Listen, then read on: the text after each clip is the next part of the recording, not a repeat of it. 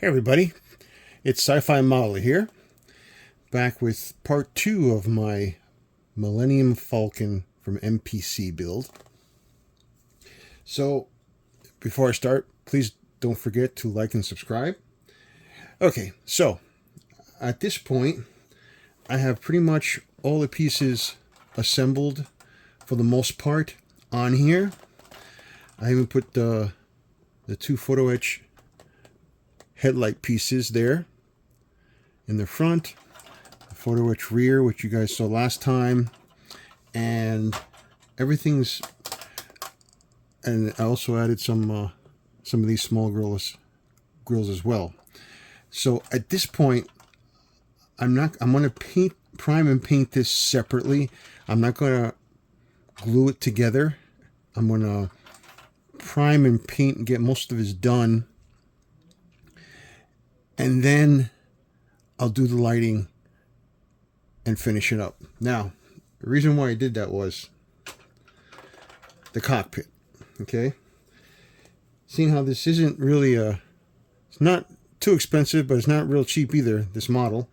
I wanted to do a good job on the cockpit. So I went ahead and bought some photo etch detail for the Millennium Falcon kit that is specifically for the Revell and the fine molds. And I started doing it. And let me tell you the process of that. So basically, I got my photo etch. I primed it. Then I painted it. Then I put a clear coat. I still have some of that floor polish, so I used that for my clear coat. And then I applied the decals. And then I started shaping it into place. And as you can see here, backlighting it, this is going to look pretty good. Now, I took this as a practice run because I forgot one pretty important detail when working with photo etch.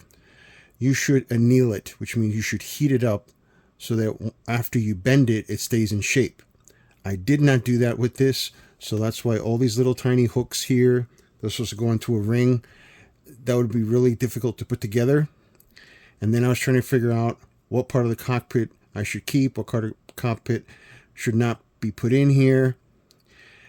And then I find out that Paragraphics is coming out with a cockpit photo etch detail specifically for the MPC kit. It's not released yet. Right now it's March of 2024. It's supposed to be released in probably a month or two at least. Not only does it come with the proper photo etch for this model, it comes with resin seats and control panels. So everything in the cockpit is going to fit perfectly together.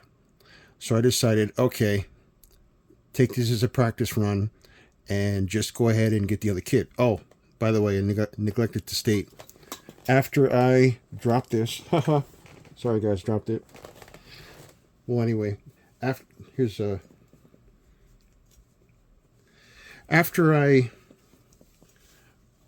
one sec. Okay, I'm back. So, after I primed this, I painted it black. I put like I said, I put the gloss coat, a gloss coat on here to be able to apply decals easily. And then I put some of the setting solution to make decals sit nicely. Now, I thought I was going to have to come back in here and actually with a needle poke a hole in all the lights, but these decals are see-through. And all I had to do was go ahead, I put some crystal clear, the window maker. I put it all along the back here. And after I did that, I painted certain holes different colors, red and blue, and the white ones are just left. And that is how you get that to look like that. Okay, hopefully the camera's not messing up here. See that? You got some blue buttons and red buttons. So that's going to look pretty good. So, like I said, I took this as a trial run. as practice, if you would. And if you're watching this video, you can take my experience and hopefully apply it to you. But this will come out really nice, especially when I'm done. So, since I'm waiting for the photo etch, I figure, well, let me prime this. I'm going to take the radar dish out, prime it, paint it, weather it. I'm gonna do like 90, probably 95% of all the painting on this before I put all the pieces together. I left the radar dish unhooked from the bottom so I can remove it and prime the hole and paint and prime this separately. Oh, and sometimes even when you read the instructions, you still mess up. I never built this, the older version when I was a kid. It's the first one I've ever built. This piece here, don't glue that in.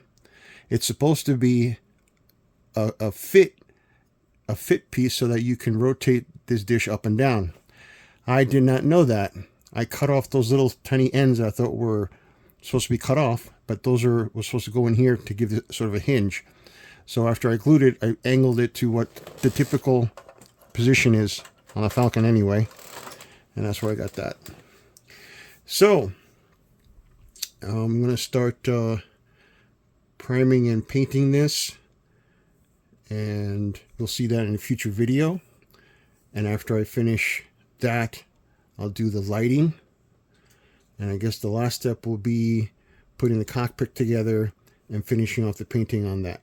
So stay tuned and we'll continue on. And while I'm waiting for other stuff to happen, like I said, that cockpit detail to be available, and in between painting this, I'm going to probably publish some other videos, because I just can't stay stagnant and waiting for stuff to happen. If I'm not doing one thing, I got to do the next. So that's probably my problem. I have too many kits that I start all at the same time. So okay, till next time, guys.